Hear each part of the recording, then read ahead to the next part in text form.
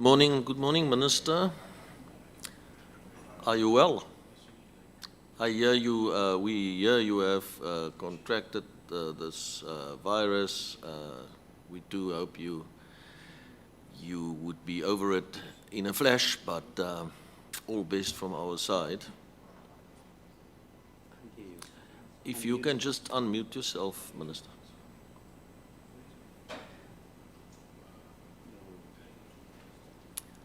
Minister, there seems to be a problem still sound-wise on your side. Now we can hear you. Now we can hear you. Yes, yes. Yeah, no, I'm fine. Thank you very much. Yes, I did test positive COVID, but I think because I had long vaccinated and I keep a healthy lifestyle and I exercise, I think I'm fine. Well, we really hope that everything would be okay, and you are in our thoughts and our prayers as well. Thank you very much. If you don't mind, Minister, I'm very sorry. One of our panelists, Commissioner Thuli, is just running a bit late. So we are going to be delayed, unfortunately, for 15 minutes, I suppose, until 9:15. Very sorry to keep you. But that is unfortunately the situation. So we'll start at about 15:15, if that's okay with you, Minister.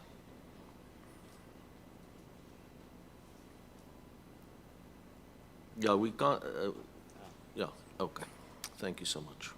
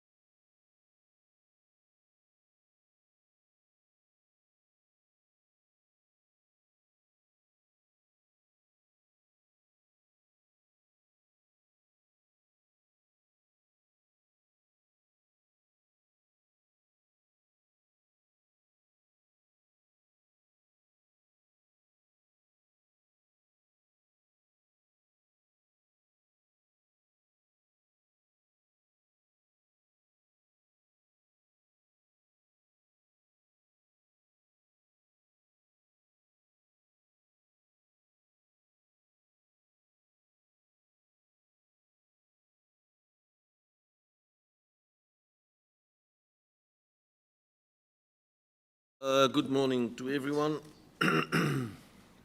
We are ready to continue today with the hearing.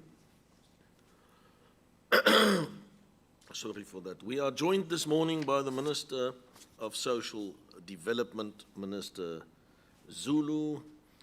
Once again, welcome to you, Minister. We have noted that you have contracted COVID-19, or you have tested positive. So once again, we wish you a speedy recovery. And we once again take the opportunity also to call on all South Africans to get vaccinated against COVID-19. We're still in the 16 days of activism against violence against women and children. So let's all be mindful of that and make our contribution in that struggle as well. It is World AIDS Day today. We recognize that the fight against AIDS continues, both as far as prevention, treatment, and a potential possible cure is concerned. Let's all be mindful of this and put our efforts towards in the struggle against HIV/AIDS. Lastly, before we start, the renowned activist and human rights champion Swami Naden Gauteng has sadly passed away yesterday. His contribution to improving the lives of the oppressed in communities and service to advancing human rights was recognized by President Cyril Ramaphosa, who bestowed on him the Order of Luthuli. Our condolences are sent to his family. May his legacy live on as we continue efforts to deepen a culture of respect for human rights. Minister, you are most welcome, and thank you for setting an example also from your side to all office bearers to work together with the Commission as required by the Constitution. So I will just start off by administering the oath. Minister, are you willing to take the oath, or do you want to affirm the truth of your evidence? Yes, I do. Thank you, Minister. Do you regard the oath as binding on your conscience? Yes, I do. Do you swear that your evidence will be the truth, the whole truth, and nothing but the truth? Yes, I do. Please lift your right hand and say, "So help me God." So help me God. Thank you very much, Minister. I'm joined on the hearing panel by Commissioner Pelilin Thuli, on my left-hand side, Commissioner of the Human Rights Commission, and on my right-hand side by Commissioner Chris Nissen, and I am Andre Gaum, chairing the hearing panel. How it will basically work is that our legal team, evidence leaders, will put certain questions to you, and in that way we will interact, and then the panel towards the conclusion, might also put questions to you to clear up certain issues. But morning to you. Good morning to you, and good morning to all the commissioners, and thank you for giving us the opportunity to make our presentation today. But I would also like to start from where you started, that today is World AIDS Day, and also it's the 16 days of activism which has already been launched by the government, and the fact that we have a call as a Department of Social Development that every one of us do everything we can to fight the scourge of violence against women and children, and also to indicate that for us it's not just the 16 days of activism, but it is 365 days of the year that we have to put all our efforts in ensuring that this scourge ends in South Africa. But also I'd like following your announcement to send condolences to the Gauteng family, and hopefully that God will be with them at this point in time, and may his soul rest in peace. Chairperson, thank you very much. And as we are aware that following the July unrest, the South African Human Rights Commission, your commission, our commission, resolved to convene a national investigative hearing that will determine if human rights violations occurred, and that will inform the recommendations and directives that the commission will issue. And of course, since we believe in the commission, we would like also to look out to the directives that will come out after this, and we'll have to do everything we can to make sure that as government, as part of government, the Department of Social Development and our entities, we also do everything we can to implement whatever is necessary that comes out. Following this, I received an invitation to appear before this commission's national investigative hearing into the July 2021 unrest, specifically in Gauteng and KwaZulu-Natal province, as a member of the executive and in my capacity as the Minister of Social Development. I am pleased to engage with the Commission and to provide any reports that may be deemed necessary to assist the Commission to achieve its objective as set out in terms of reference, in its terms of reference. We are, as a sector, committed to also further understand the cause of the July unrest, and hopefully at the end of this investigation, we'll be in a position to pinpoint possible causes to ensure that we prevent such happening in the future. I understand that the scope of the inquiry will be in regard to the causes of the July unrest that erupted in 2 provinces, as well as the prevailing social, economic, spatial, and political factors prevalent in the 2 provinces, and the extent to which these might have played a role in the unrest. And as a Minister of Social Development, my role relates to the mandate of the department. The purpose of this report is to, inter alia, provide an overview of the July unrest, specifically in some parts of KwaZulu-Natal and Gauteng, from the social development point of view, and also to map out the impact it had on the well-being and of vulnerable citizens in general.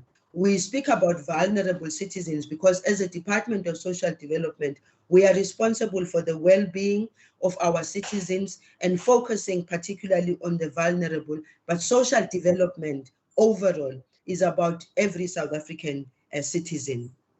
This report will look at the impact of the civil and July unrest on social development services, and also give an account of interventions that the Department of Social Development and its entities implemented to ensure business continuity and enhancement of quality of life of the affected communities, and to mitigate the impact of the unrest in the 2 provinces. The department derives its mandate from Section 27 of the Constitution of the Republic of South Africa. The work of our department is about improving the well-being of South Africans, with specific focus on the most vulnerable, that is children, youth, women, older persons, and persons with disabilities, to achieve a better future for all South Africans. The social development portfolio, as we call ourselves now, covers the oversight of the South African Social Security Agency, SASSA, and the National Development Agency, NDA. As the lead department for social sector, social development is responsible on behalf of the government for leading social development initiatives such as poverty alleviation, income generating, and social cohesion through community dialogues, among others, but also specifically through the National Development Agency, supporting NPOs and NGOs whose sole mandate is that of supporting our communities so that they can be able to stand on their own 2 feet. It is also our responsibility as a department, working with other departments, to help create a conducive environment for South Africans, for their livelihoods, their health, and well-being.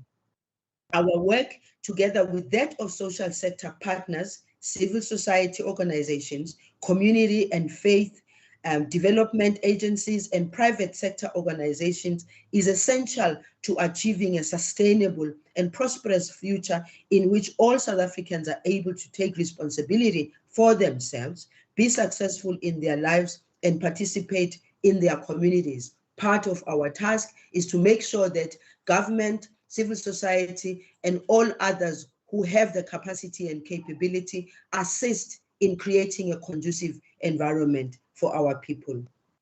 The socio-economic profile of our country, and Chairperson, certain socio-economic conditions do play an important role in shaping the potential for a country to experience the type of unrest we experienced in July. South Africa is a country of extremes, and we all know that. Extreme wealth in the sea of poverty, extreme inequality, and poverty. The ratio of average per capita incomes of the 9th decile to the lowest decile is 137 to 1, and the highest decile to the lowest decile is 379 to 1. The poorest decile are mostly single individual households who do not have access even to social grants. They are indications that the drivers of the unrest in July can be related to social discontent around unemployment, lack of opportunities, for instance, for small and medium enterprises and informal businesses, delivery of services, and that challenge many of our people face to simply attain basic needs such as food. It is very likely that enduring and worsening socioeconomic inequalities could have worsened the state of discontent.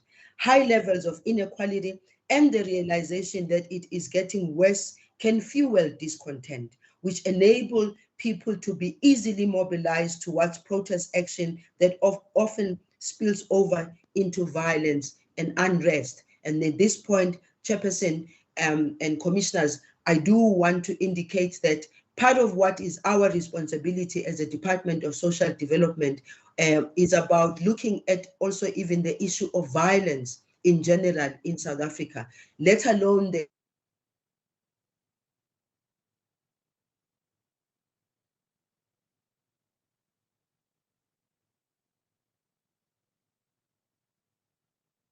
Appears to be a problem. Yeah, we lost you there, Minister. Let's say for the last few sentences, if you can just repeat that.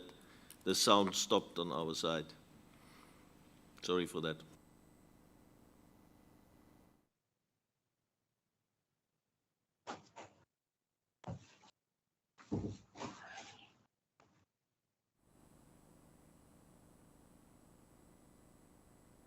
audible.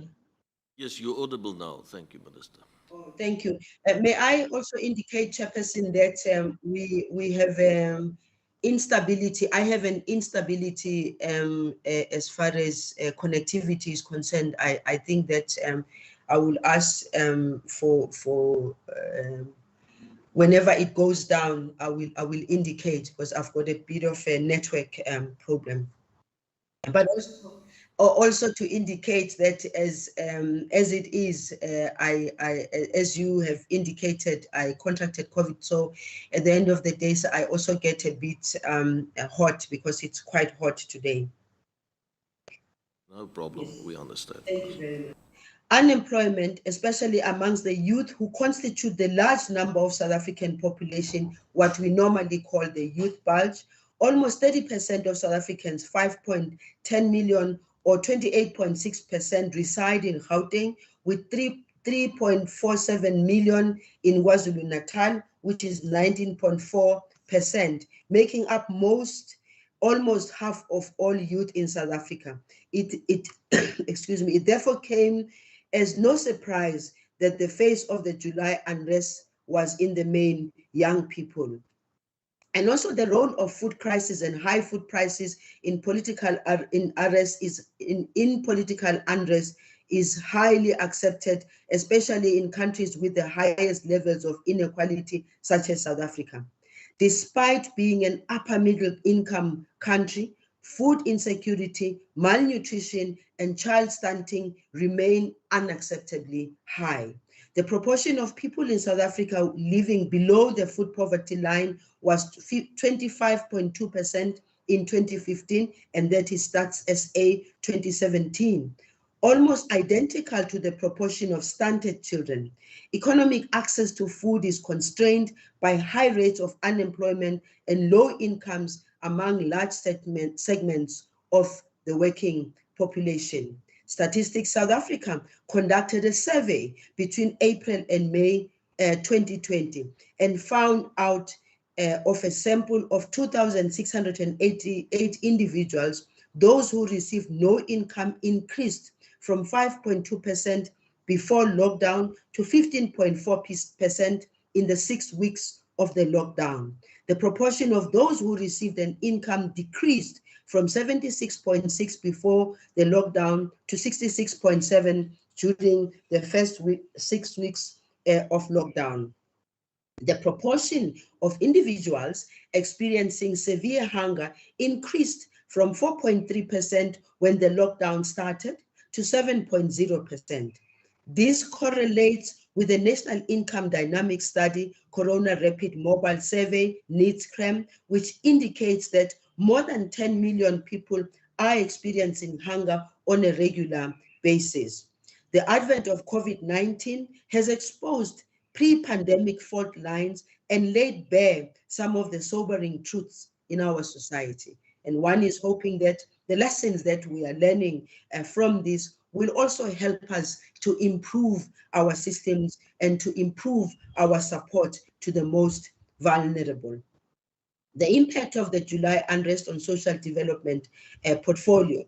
The welfare and well-being of South Africans, especially the most vulnerable, is at the core of the work of Department of Social Development and its portfolio. The July unrest severely disrupted the food supply chain networks and affected food distribution and mainly food access by the poor and vulnerable.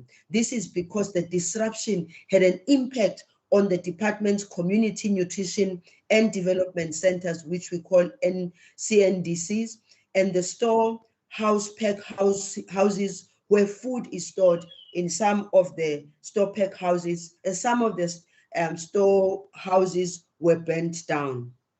The unrest also affected the distribution and payment of social grants, which is in line for many vulnerable, which is a lifeline for many vulnerable individuals and households, as cash in transit firms halted their operations for fear of attacks.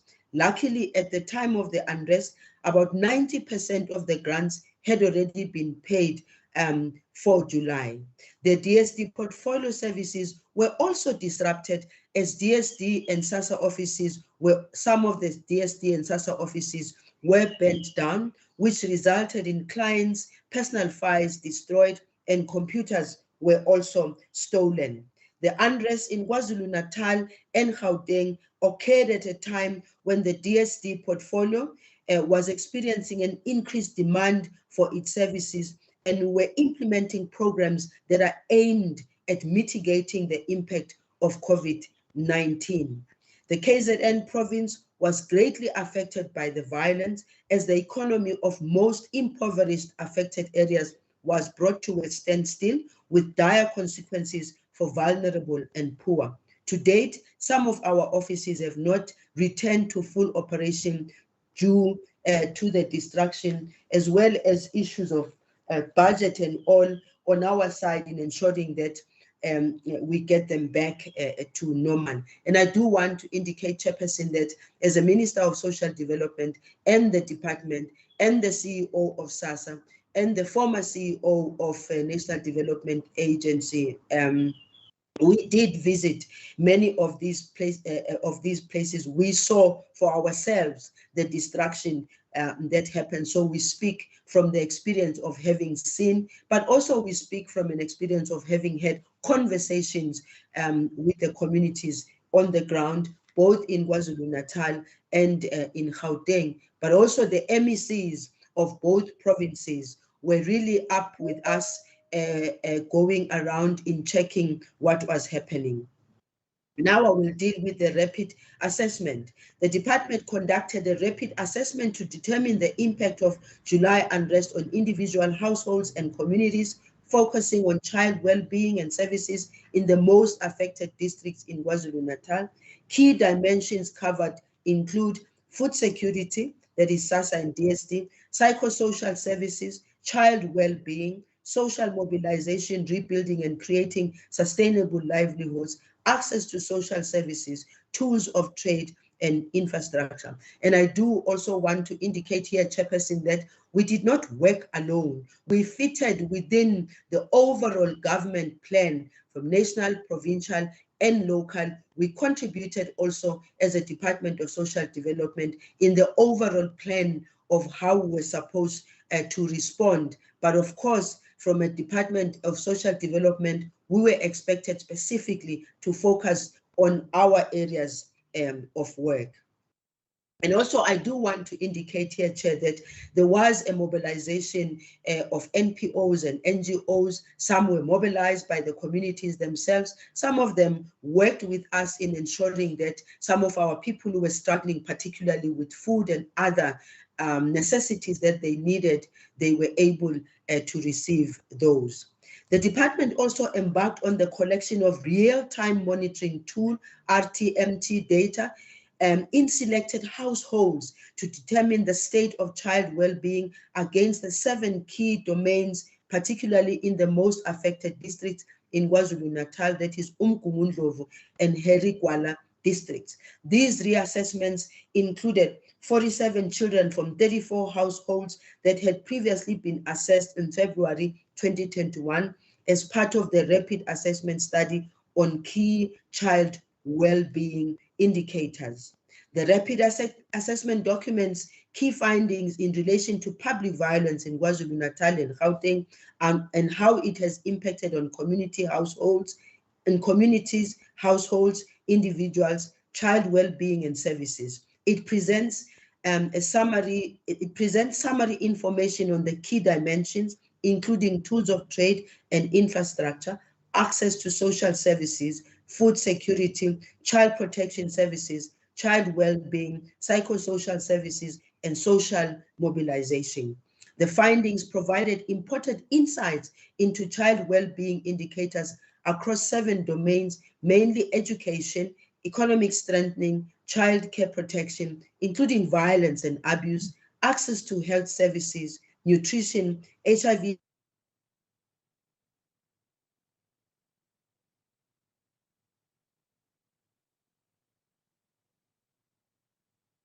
The sound has disappeared now again. Unless You back now. We lost you for about two sentences, let's say.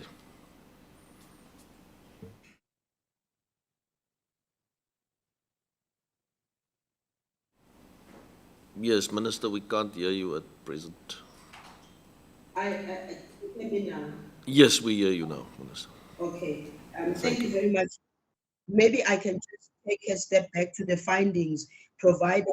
Yes, the findings provided important insights into child well-being indicators across 7 domains, namely education, economic strengthening, child care protection, including violence and abuse, access to health services, nutrition, HIV/AIDS, and psychosocial support.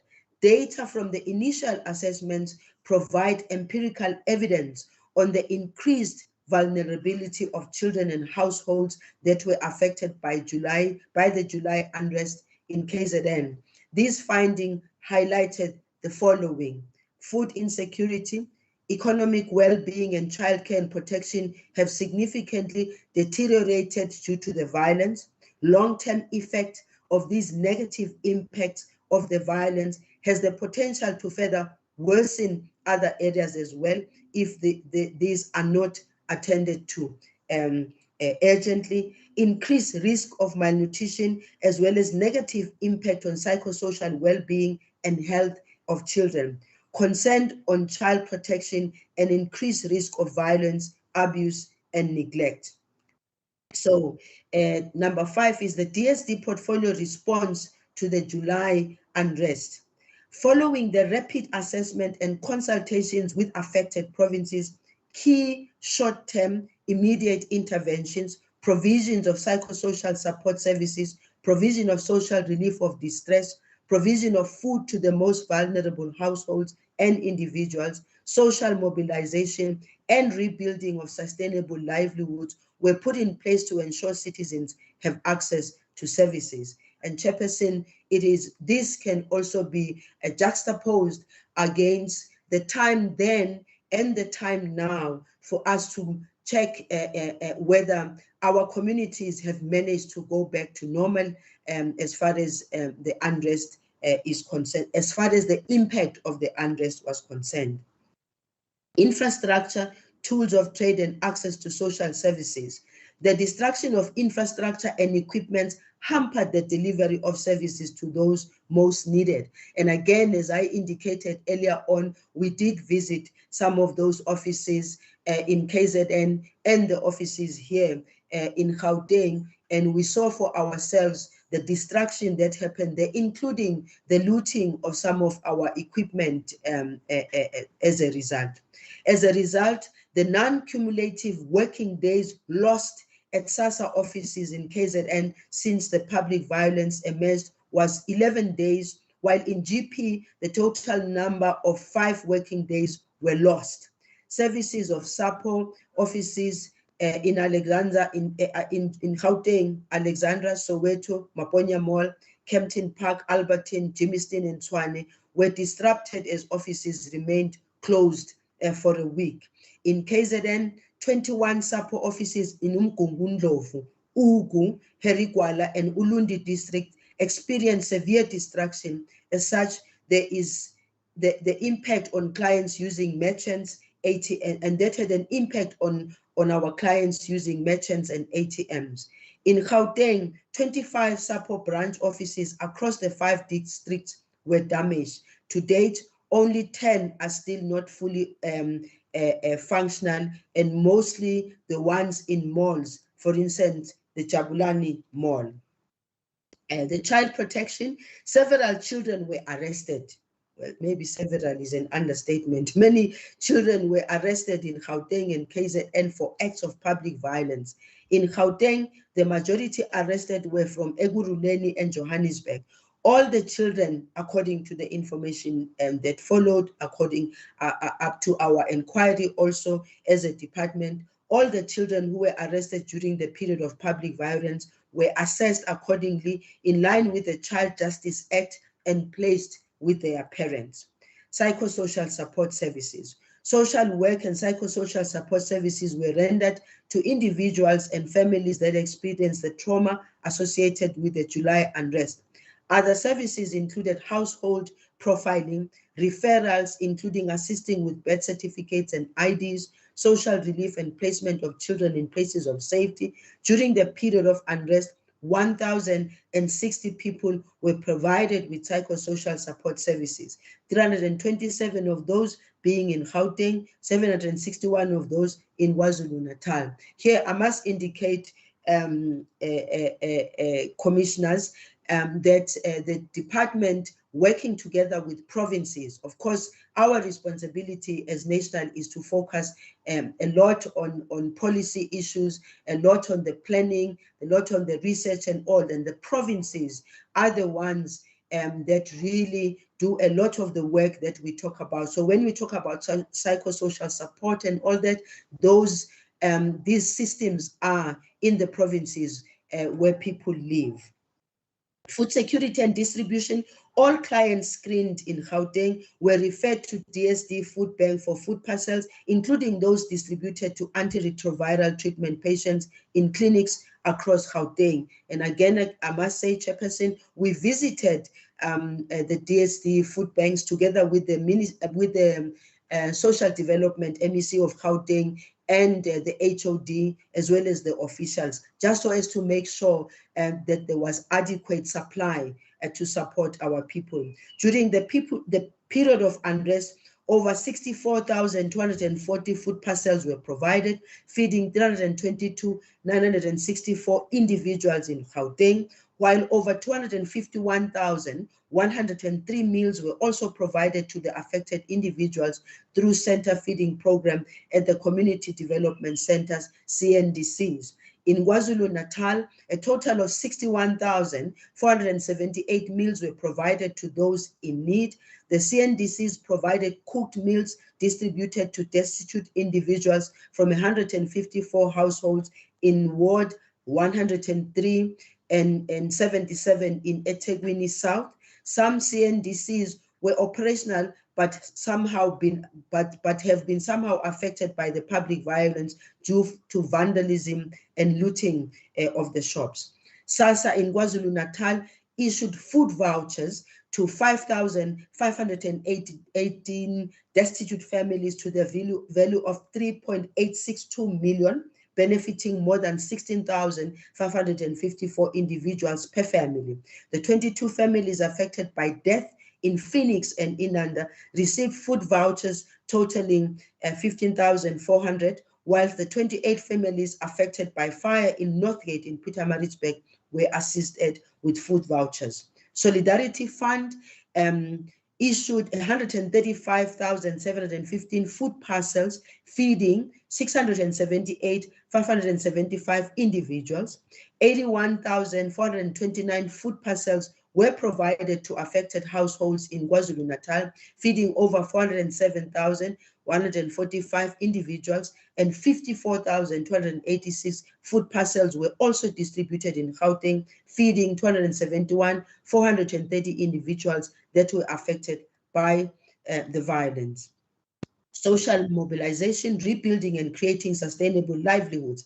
The July unrest left a trail of destruction and has brought into sharp focus the need to scale up social behavioral change, which we call SBC programs across communities. Consequently, the DSD portfolio has conducted several social mobilization sessions with civil society organizations in Gauteng and in KwaZulu-Natal. And we believe that this is the work that has to be continuous, so that when all is said and done, we all move in one page in appreciating and understanding what needs to be done, particularly when we find ourselves under such distress. Over 40 community dialogues were conducted in recognition of the role of civil society in building social cohesion in communities. Members of society, especially the clergy, civil society organizations, public and private sector, continue to play an important role in calling for law and order and more concerted effort though by all relevant stakeholders to dialogue, to find common resolve and agree on social compact for rebuilding the moral fiber of our society. Chairperson, I will spare the conclusion.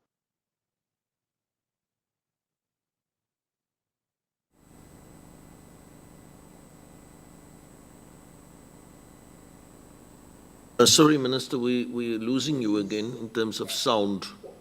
We have lost you for the last couple of sentences when you started saying, I'll spare the conclusion from. Yes, thank you, Chairperson. I was saying I will do my concluding remarks at the end when I have taken the time to respond to some of the questions that will come from the Commission and from the commissioners in general. I thank you very much. Thank you so much, Minister, and I'm sure you will be willing to make your presentation available to the Commission, the written one. So Absolutely. If we can just make sure that takes place. Over to the evidence leaders. Advocate Ranshu Moraka will go first from his side. Thank you very much. He'll put certain questions to you, to which you can reply.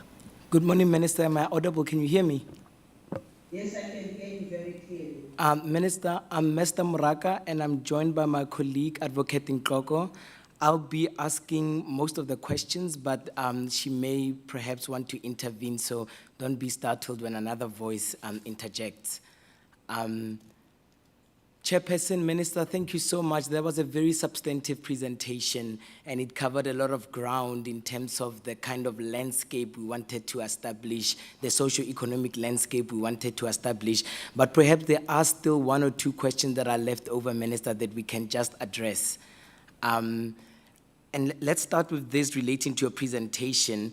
It relates a lot to interventions and actions that were taken by your ministry in the country.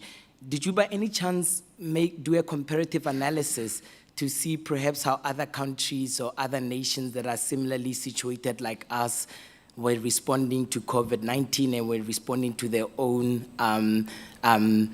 what you call social discontent issues? Thank you very much, Chairperson. I think it's important for me as a minister to indicate that continuously as a Department of Social Development in our portfolio, we do make comparative studies. And actually we go beyond doing those comparative studies. We also have many a times assisted from different United Nations agencies that reside in South Africa, because we work very well with them, because they also look at South Africa, because they also say to us what happens in South Africa is of interest to them, because we need to do comparisons, but also we have to share the experiences and how we resolve. I cannot say directly that particularly to this incident, as a department, we went out to look at what happened in other countries in a formal way. But as a matter of general and our responsibility, we do check on how other countries are faring in such instances. And I think COVID-19 has also elevated us as a government, and I think not just government alone, but society in general, to look at ourselves as South Africa as to how we're faring with other countries. And COVID-19 really put a spotlight on us, because COVID-19 then also exposed some of the weaknesses within our system, particularly from a point of view of response. We did not necessarily start by saying, let's look at what other countries are doing. We needed to respond immediately to our own challenge. But in responding to our own challenge, as I indicated in my presentation, we did not work in isolation of the information that we were getting, both at the level of government, but also at the level of civil society and NPOs in particular, who are supported by government, who work with us. It might be of interest now that we've gone this far and there is some stability at the moment, to then maybe do the exercise formally, because your question is asking if we did it formally. No, we did not do it formally, but this is something that is always in our minds all the time as the Department of Social Development. I thank you. Thank you, Minister. Your answer was satisfactory. We just wanted a global perspective, basically, so that for our own purposes, we can also do those comparative analysis. And Minister, when you opened with your presentation, you summarized the mission of this investigation in terms of what you call pinpointing the causes of the unrest. And you also made a comment that social discontent, and including issues of unemployment, food security, and poverty may have been some of the inspiring forces behind the unrest. So the question is, do you agree with the analysis and the testimony that we have heard that indeed at least a material aspect of the unrest was as a result of socio-economic issues? I think you've already alluded to that, but perhaps we can have it as a direct answer to the question. Yes, it is. I think it is a given that it's easier to mobilize people into this kind of action when people are finding themselves in vulnerable situation. It's easier. It is much more difficult to go and mobilize somebody to go out and take a risk running around, a risk of being arrested, a risk of even ending up being shot at the end of the day. If you have people who are happy in their environment, people who feel they belong from an economic point of view, people who think they have the most basics, it's not very easy to mobilize those kind of people, but it's easier to mobilize them when they feel they have very little to lose. That would be my answer. And Minister, would you say there's an appreciation of that across other government departments? You spoke of the fact that your mandate was integrated into the overall government plan to respond to COVID-19. And you also spoke of having social sector partners, private NGOs and so forth. Is that a general accepted view amongst and across government departments and social sector partners that you have? Yes, I think that is the overall belief, and people appreciate the challenges that are faced by our communities. For me, the kind of support that we get as a Department of Social Development from government overall, I think that it shows and it really proves the fact that government overall has an appreciation of the levels of poverty, unemployment, inequality, and just the poor state of our people. I think government has got a full appreciation of that. Cabinet in particular has got a full appreciation of that. Civil servants have got a full appreciation of that. The only weakness that I think we will still need to look into is, what do we do? And once we've agreed this is what we have to do we stick to doing it? Do we commit ourselves to do it 365 days? Do we make sure that all of us move in unison, in a coordinated manner? We move in a cooperation and coordination that ultimately makes the difference and makes the impact on the lives of our people. And my view is that what happened in July also set an opportunity for us as government to keep asking ourselves the question about the state of our people continuously. Whether we deal with the economy, is the economy for who? If we deal with international relations, is international relations for who? If we deal with transport, is transport for who? If we deal with health, education, and all aspects of our lives, is about who? At the center of it all, I believe that the people must always be at the center. There is an appreciation of that. The weakness is in the coordination and the doing, and ensuring that we are consistent in what we do to address the needs of our people. Thank you for that, Minister. Maybe my follow-up question is this, that if indeed there is this general acceptance of the important role the socio-economic hardship plays, from your ministerial perspective, how do you think it should affect policing and prosecutions in particular? I think you spoke and gave us stats about even damages that had happened to your ministry's offices, hampering service delivery and so forth. And you also spoke about rebuilding moral fabric, but alongside a respect for law and order. So on the aspect of law and order, how do you think that your ministry focused on socio-economic hardship? What is your perspective as it comes to policing and prosecutions of vulnerable people?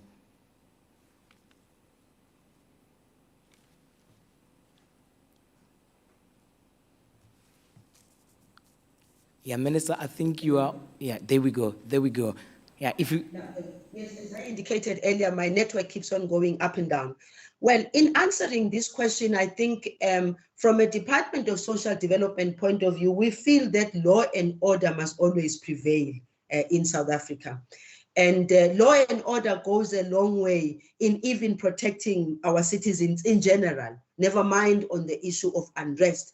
But law and order is something that we believe is of benefit to all our citizens. And therefore, working together with the department, with Minister Begitele, and working together with SAPS and all, for us is always at the center. We don't think that all this work can be done in isolation. And in this particular case, we feel that where law and order must prevail. And by the way, talking of law and order is not in isolation of building a new nation and an appreciation of the importance of law and order in our communities. You said I talk about the moral fiber of society. Yes, law and order also will contribute to the building of a moral fabric and the uniting of South Africans so that people in general can feel protected. And as a Department of Social Development, we also believe that building and strengthening institutions of governance across the board is of importance to us as a Department of Social Development, because you cannot talk about the well-being of our people when people don't feel safe in their own environment. So law and order is very important. But of course, there are structures and institutions of government that have to deal with that. And in this case, is SAPS. In this case, in general, is the security cluster. Thank you, Minister. And I note that I note the emphasis on strong communication channel that exists, particularly with the Minister Cele and the police cluster. Perhaps for more particularity, was there any specific intervention from your department with relation to the police? Or did you maybe call for specific types of forums as an alternative to courts, given that there were poor people? Was there any appeals perhaps for amnesty against looters or anything of that nature? Was there any specific intervention relating to the function of police and the minister in your discussions? Excuse me, remember that I also spoke about the children who had been arrested.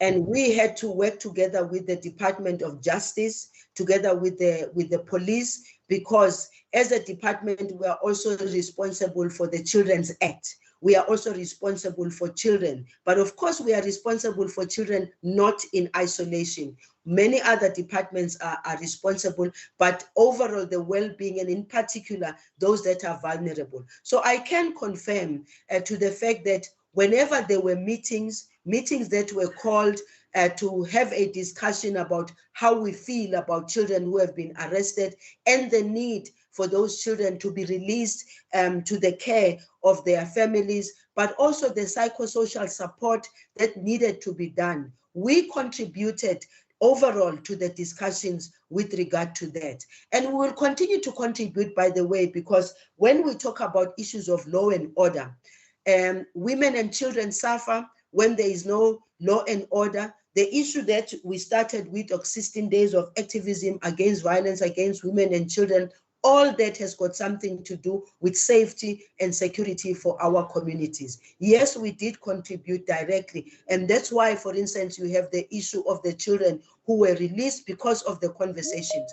But also directly, we even were looking at some of the food that was looted and all, and what was going to happen about that. And we were saying to ourselves, some of the food probably might not end up going back to the shops and all. There's got to be an orderly way of, firstly, the police dealing with what they have to do, because you can't also just come and demand for that food when that is also an exhibit for crime that was committed. We also contributed in saying maybe some of the food stuff that were taken can then be used in ensuring that it goes to the most vulnerable, because we've got centers as a Department of Social Development. We've also got food banks. We've got all those things where the food assists the ones that are targeted by the department. The answer is yes, we did contribute directly. In fact, I think you've already touched on a question that was going to be a follow-up. And I note in your presentation the mention of the development centers, the food parcels that were delivered during the unrest to vulnerable communities and so forth, including victims of deaths. But you also noted that you are also concerned about policy. Now, the issue of food, I think it's common cause that there was this project, Keep It Receipt, and we also saw on multiple news feeds food being destroyed and so forth. And I think you've already alluded to the fact that there was communications around that. Can you maybe elaborate on that and maybe touch on the fact of any exploration for a policy framework around perishables such as food in instances, not just the unrest, but when there are protests, when there are issues, social issues that the department will continually deal with that go to the heart of civic, kind of like civic discontent and so forth? Thank you very much. Yes, we are a new nation that will continuously experience things that we might have not thought of because we are building a new nation. That's what I personally believe. I believe that we will not be exposed to a wide range of things that might end up having a negative impact on ourselves as a nation, but also as just individual families, communities, and all. And therefore, the issue of policy must always be at the center. And policy is not necessarily static, in my view. Policy needs to be revived from time to time in order for policy to respond to the challenges of now. Because when I looked at the food and I was thinking and I was saying to myself, hey, I'm seeing this food is being destroyed out there on the streets. Shouldn't we maybe be asking that there be places where this food can be kept, where this food can be used in assisting those that actually don't have? And I wasn't necessarily thinking about the people who are busy looting and all. I was just thinking of our department as a department that caters for orphanages, that caters for children who are in conflict with the law and we keep them in homes. We cater for the elderly. We cater for old age homes. Those fall under us. And I was saying to myself, maybe in the future, we need to think about what do we do with this? But of course, we cannot ask for those things outside of due processes by the relevant department. The due process is the justice department. The due process is the police themselves, the recording and making sure that everything that was stolen was brought back and kept. But even connecting to a discussion about the shops that were looted, were they going to get this stuff back, or were they now going to go and claim from insurance? You see, that whole thing and that whole episode does need us at different department levels to start thinking about what do we need to put in place as policy, as a guide to what we would do when we fall under such a difficult stress and strain. But of course, when all is said and done, for me, it's about how can we avoid getting into the July space at all. I don't think our country needs this, and therefore we must do everything we can to avoid it. But at the same time, we must be sensitive and be conscious of the world we live in, because it's not just happening in South Africa. This is what is happening across the world, as you indicated, asking us whether we had done comparative studies or not.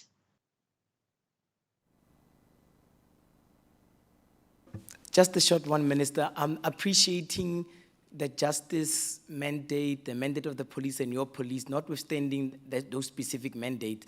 Would you say there's room for such discussions and policies that would communicate between or across departments, justice, police, and yourself, particularly when it relates to food and provision of such things for the vulnerable during times of instability? Do you think there's room for that legislatively or just cross-institutionally, the relationships that exist?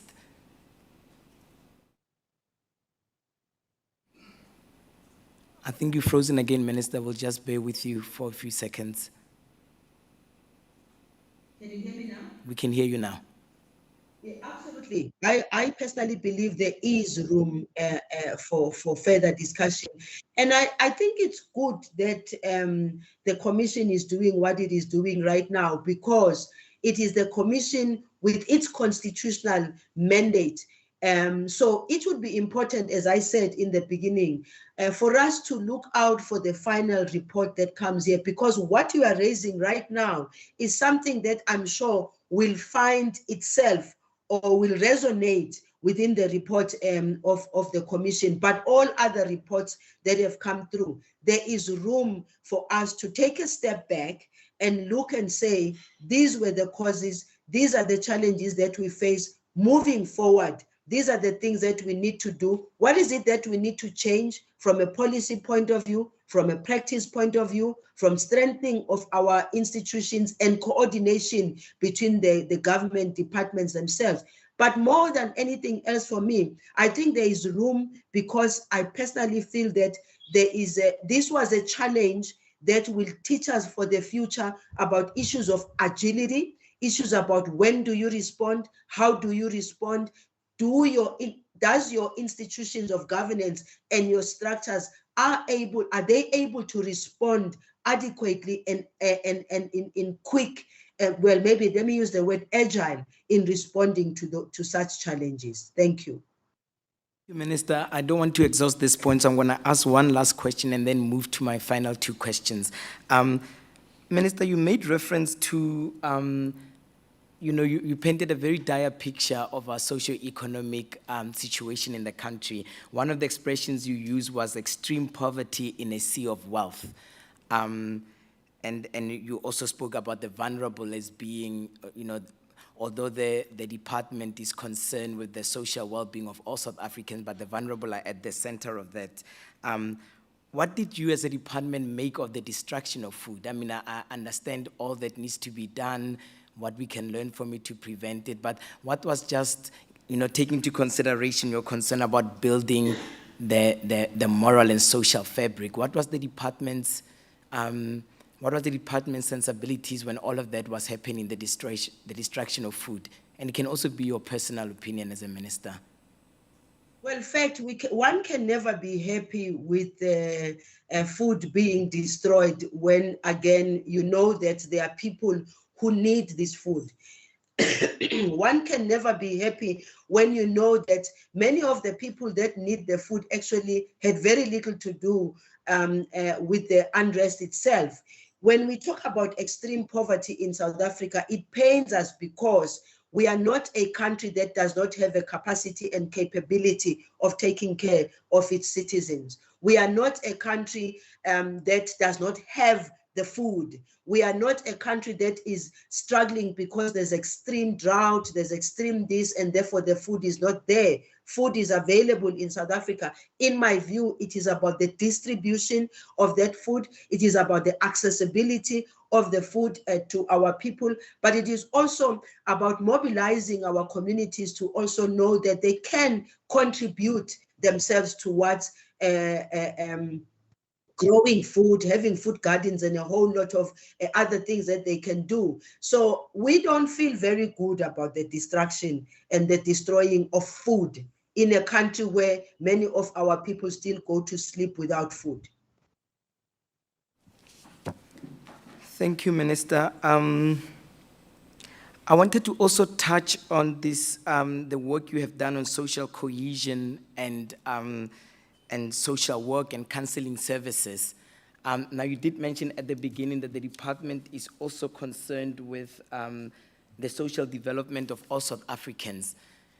Now, the social cohesion and the counseling seem to have been targeted to vulnerable communities and so forth, which is obviously good.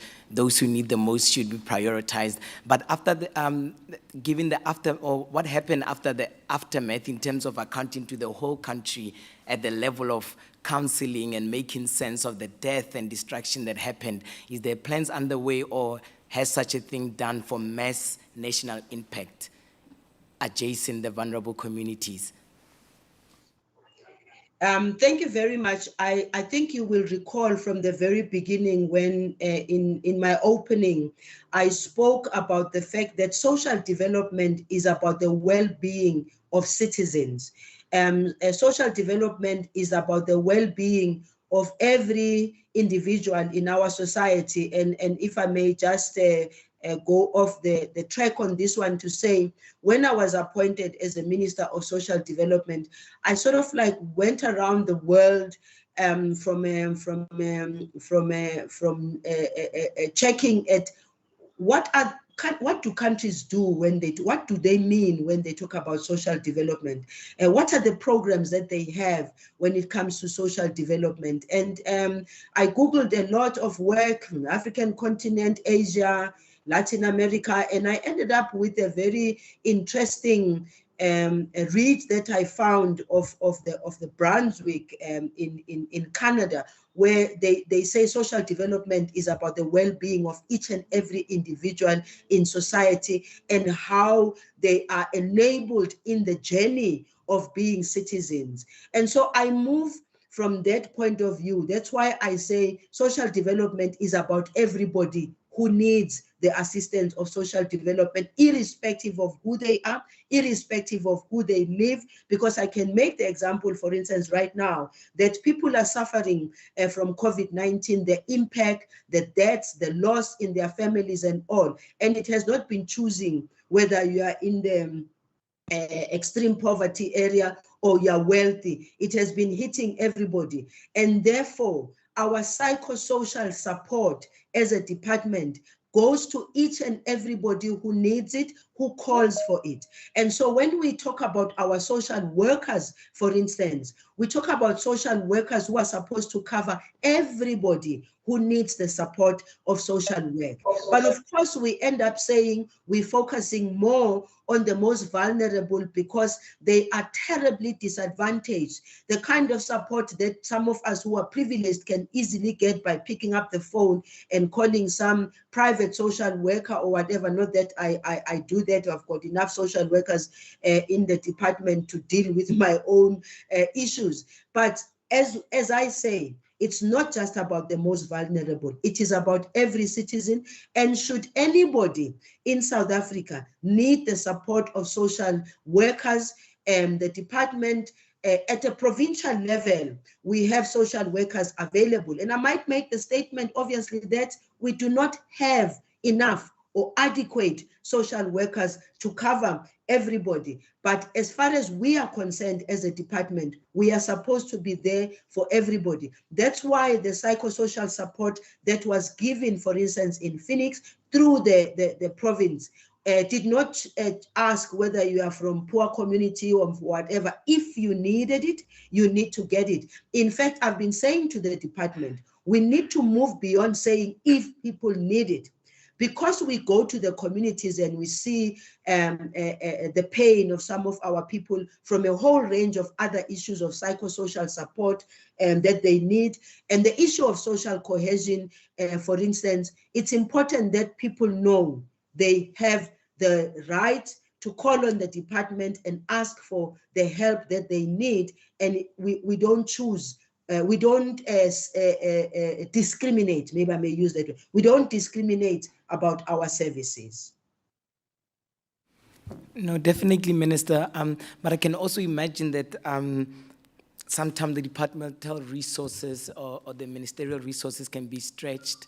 And as you also admit that there is a shortage, would a proposal such as maybe a dedicated channel of some issue on television where people can access it, or maybe counseling over radio to make sure that you reach everyone, because it's not everyone who can travel the distance to have the benefit of a social worker in a room and who will have the benefit of speedy assistance, given the fact that we have to help everybody out. But our plans of that nature, the level of mass impact, that's perhaps where I was trying to lead the minister.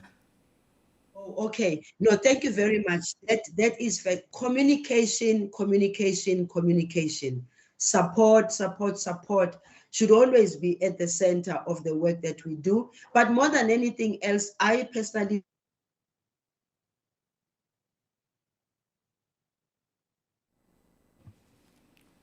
We can hear you, Minister, but we'll wait for 5 seconds so you can reconnect.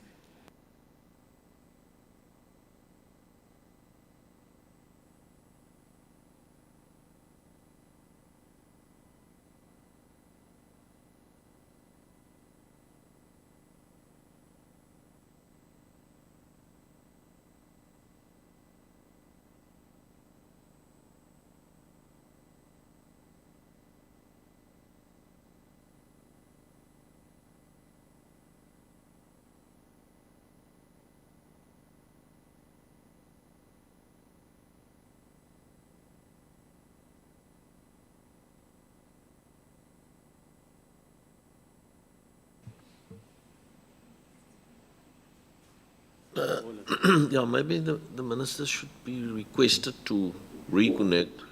Yes, she is. Oh, there she is. There we are. Oh, there you are, Minister. The network is bad. Yes, we lost you more or less where you said communication at that point. Yes, I really must, as I indicated, the network it just goes on hold on its own. It has a mind of its own. So I was saying that, yes, I think a proposal of that nature where we have places where people can be able to be assisted. Let me just make an example. As a Department of Social Development, we have the command center, the GBV command center. And we have moved the center to well, it's now government owned, and we've moved it to a place where we can develop it and where we can expand it. We moved from 15 people, we're now at 30 people. And that center is a center where people, women in particular, and children who are in distress can be able to call. And it is being the people who are there at the center who take the call are social workers.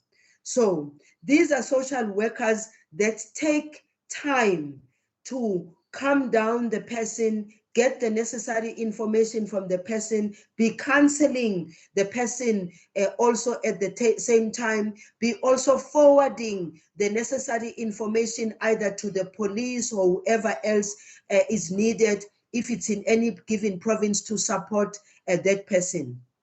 This is a small contribution so far by the Department of Social Development to dealing with issues of gender-based violence and femicide. And it is possible for us to expand this kind of work to the kind of people that you are talking about now, Commissioner, that we can then be able to assist people. In fact, let me tell you that I had a very interesting engagement in KwaZulu-Natal, where we were introduced to a center that is now using virtual meetings to meet with people who want to be assisted by a social worker, who want to be assisted by a psychologist. You just get into a small room, you sit in there, in front of you, there is a screen, you connect to any social worker anywhere in South Africa, and in that small room you can be able to exchange. So those kind of projects and programs are really are going to be supported by us as a Department of Social Development, because when we talk about the challenges that people are facing right now, we are talking about social development because we are the department that deals with the well-being. But right now, I know there are thousands of young people in the middle class, for instance, who were just beginning to think that they're making a life for themselves, and bang, COVID happened. They've lost a lot of the little that they had tried to acquire in the period. Those are the people that need the support. Those are the people that need the psychosocial support. So we do believe putting resources into assisting our people for social cohesion, for psychosocial support, but also for getting people, families, individuals to just find themselves in this difficult space in which they are in. We would support that. But also we believe that working together with the private sector, working together with the broadcasting services of South Africa, whether it's radio, TV, or whatever the case might be, there will be a need for us as South Africans to package information and package it in such a way that is a positive information to get our people out of the difficulties we're finding ourselves in, beyond the issue of COVID, beyond the issue of the unrest that we had. Thank you. Thank you, Minister. I have my last question, but before, perhaps just a small request. We obviously, there is some preliminary connection between. Are you still there, Minister? Yes, I am here. Yeah, we can hear you, but we can't see you. Maybe you can put the video off and then on again. Yeah, it's on now. Thank you. There we go. I'm gonna ask my last question now, but perhaps just one request, because I think there is some preliminary evidence that the dire situation of the COVID-19, global and national, exacerbated some of the issues that then might have been related to the unrest. If possible, Minister, maybe you could share with us statistics regarding that. It would be of interest to us to note, for instance, mental health was a huge thing, people being depressed because of their inability to have provisions, suicide rates. There were reports also during those times about people dying by suicide. And so it would be, and then of course, gender-based violence. We know the connection between what happens during times of hardship and so forth, but we would be interested to see in what way COVID increased or what the impact was on those numbers and trends, if that would be possible to be provided with that. Yes, thank you very much, Commissioner. We can provide the statistics that we have on our side. In fact, yesterday I was answering questions to the National Council of Provinces, and some of the issues that were raised was about the numbers. The people want to have the numbers, and obviously the purpose is for us to be able to see the impact and how many people have been affected. And only then, when you have that data and empirical evidence, can you then be able to say you're going to develop interventions that have a positive impact. Yes, we can submit in writing to the Commission as quickly as we possibly can of the already available, there's already available data within our system. Thank you. That with a lot of gratitude. Minister, my last question, as a commission, our central concern related to yours, but more particularly, is about human rights. And a foundational pillar of that is the right to dignity, particularly in situations where the conditions under people live can sometimes contradict the fact that they have a right to dignity. I think that you have been earnest, so this question is really more for clarity, because we used expressions like the youth was the face of the unrest. I don't know if I caught that correctly. And then there was also statements about the poor being mobilized for violence. But as we saw, there were also opportunistic elements. There is also investigations into whether the unrest was planned or not. There was also footage of people who didn't seem like they need much yet being involved in that. And obviously we wouldn't want to vilify the vulnerable and the poor as making them the face when there are so many facets. So perhaps, perhaps the question is really about how do we best, with a view of the inherent right to dignity, how do we frame what happens? I mean, the one frame is security, the state didn't have capacity. The one frame is political, it was organized, it was an attempted insurrection or whatever the case may be, but there's also this other important frame of the socio-economic. We've already touched on that, but I want just for us to impress on the sensitive point that it's not the poor who are the face of it. There were people who were wealthy, there were other aspects in it. Would you agree that there would be a much more nuanced way, I guess, of making sense of the unrest? Yes, absolutely. You know, when we talk about, when we as a department, we speak usually focused on the people that we have to deal with almost on day-to-day basis.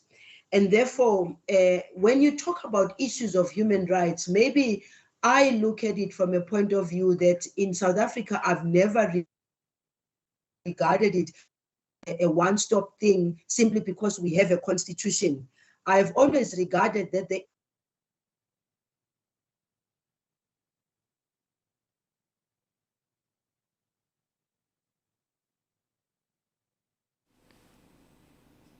Minister, you are frozen. Oh, there we go. There we go. We lost about 2 sentences, Minister. You were speaking about regarding that it doesn't end at the Constitution. Yes, I was saying that I have always, and I always believe that the issues related to human rights for me is a journey, and all of us need to work towards ensuring that human rights are protected by all means. in South Africa. It is a journey that also, for me, that needs to appreciate that human rights must be protected, not only by the government, but the government must make sure that it has institutions where people have got an institutional recourse. When people feel that their rights are being violated, they should be able to go somewhere to talk about their rights being violated. And of course, the South African context is complicated in a way that, yes, we have a very good constitution. Yes, we've got very good laws. Yes, we've got in writing, everything of ours is applauded or appreciated by the whole wide world. But the difficulty is that many of our people who are supposed to be enjoying those rights are still finding themselves in very difficult situation of poverty, unemployment, and hunger. And there is a connection, in my view, between looking at the rights of people and saying, what is it that you need to do as government to make sure that those rights are not violated from a point of view of people not having food, people not living in good conditions. And that's why I'm saying it's a journey, and it's a journey that will keep on being tried and tested along the way. What is important is, what are the lessons that we learn when we are in such trials? And when we are in such trouble, do we come out honestly, frankly, and look at, for instance, the causes? Right now, we're talking about the causes and all that. I believe that this government of the African National Congress, and this government in particular, has got a responsibility of approaching these things very honestly and frankly, for no other purpose other than saying what went wrong must be fixed. And the only way that what went wrong can be fixed is when we go dig deeper into issues of security, issues of political, issues of socio-economic, and then come up with solutions that say, from a security point of view, this will not happen because we now know. From a political point of view, this will not happen because we now know. And from a socio-economic point of view, this is not going to happen because we have plans in place that need to be implemented in order to lift the people out of poverty, unemployment, and inequality. Minister, that concludes my questioning. Thank you so much. We are aware that you are unwell, but we are really appreciating it. Yes. I'm just going to hand over to my colleague, Advocate Nkloko, just for a couple of questions before she hands over to the panel. Thank you, Minister. Morning, Minister. Good morning. It's Yanela Nkloko from the Johannesburg Bar. I'll just be asking a few questions for clarity based on the presentation that you gave earlier. And I do hope that you have a speedy recovery as well.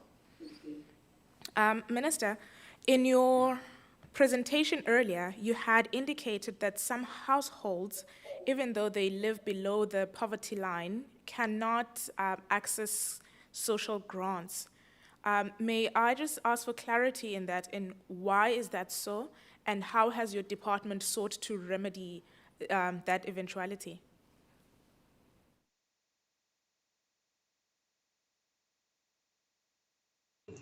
Thank you very much. I think you are very much aware that as a Department of Social Development, we've got certain categories of people that we cover as a Department of Social Development. But there are those people who are lost in between. And those are the people, for instance, between the ages of 19 and 59. And these are the people who are expected either to be, as youth, are expected to be at university, at college, at technicon, and so forth. They've just completed their matric, and some of them, we've been carrying them as a Department of Social Development, but some of them also have been carried by the Department of Education because they go to a no-fee school. And from a Department of Social Development point of view, through SASSA, we support them. Some of them, we get the uniforms for them. There's just there's a package that the Department of Social Development deals with in supporting those people. Once those people are out, say age of 18, they've completed their matric, they are expected now to either get scholarship or whatever you call it through NSFAS and all.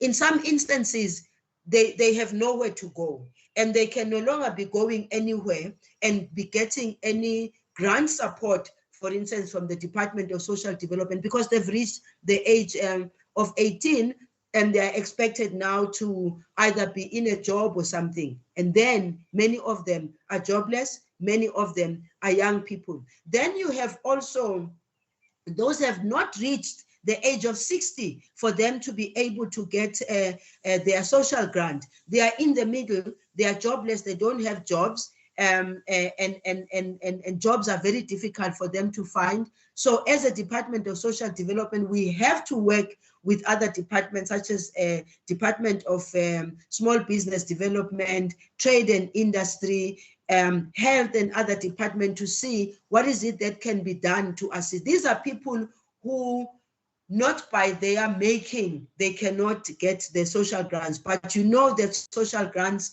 as we give them, is for the child grant, the old age grant, the grant for people with disability. The ones that we are talking about are those that I'm explaining are in the middle and they can't go anywhere to get any social grant. Thank you, Minister. I think then my follow-up question just to is, what is the department currently doing about that? And if, when you've been looking at the statistics, did this have anything to do within, partly with the unrest in July?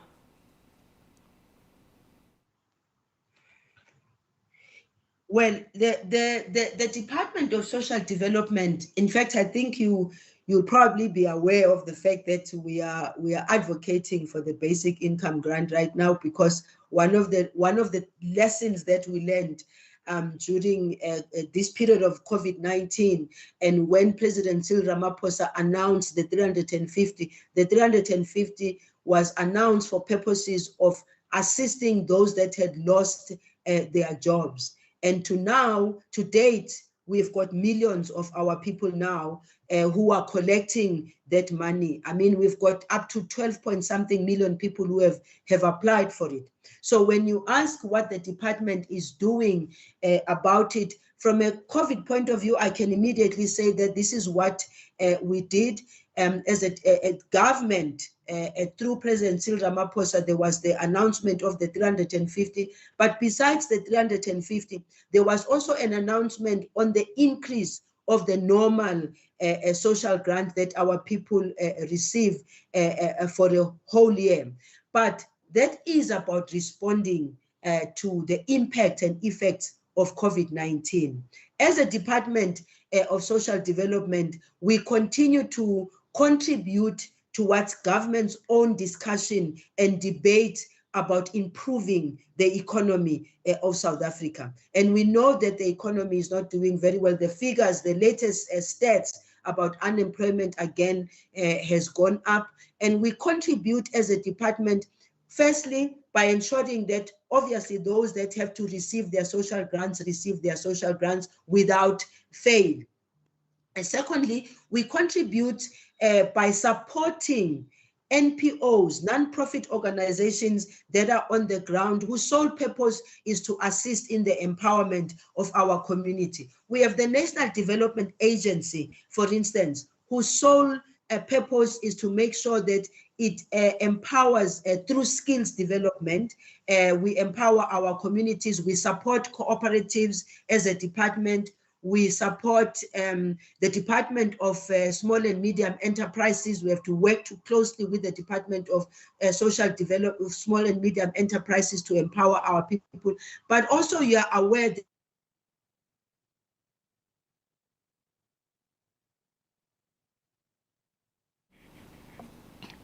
Minister, we have lost you.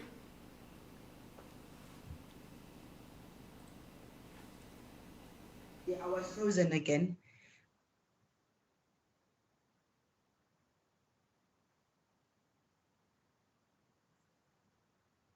Particular place. Yes.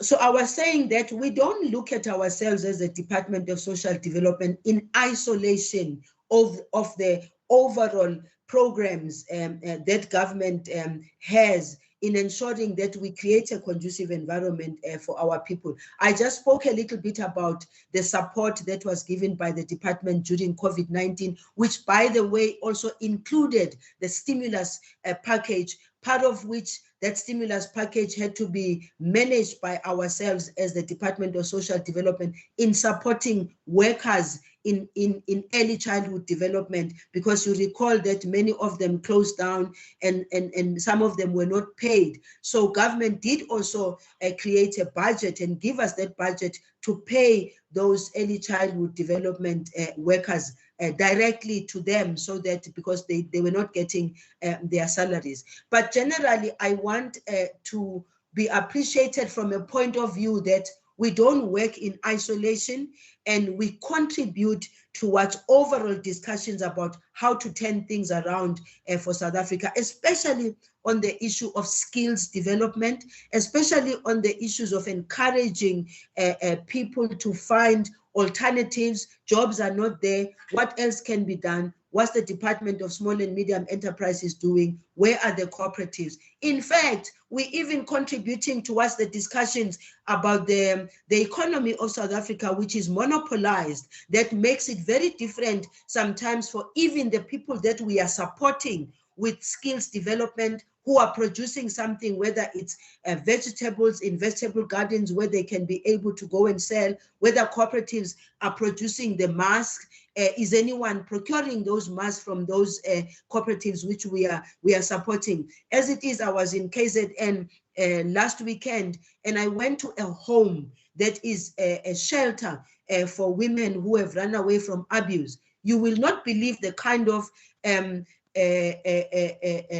things that they are producing at that home. They are producing things that should be sold in the shops for them to be able to get the money. But for them to get the market is a nightmare, because now they have to go to Pick and Pay, go to whatever, and they are given such conditions that they cannot meet. So as a department, we contribute in ensuring that the debate and the discussion about how to turn the economy around of South Africa, we also contribute, because we don't want to be seen to the department of just consumption. Thank you. Thank you so much, Minister. Then to go back to your presentation that you did earlier, you briefly touched on the issues of resources in the department, and you highlighted that you don't have as many social workers as you would like. This has been a general thread with, at the very least, most of the government departments that have appeared before us.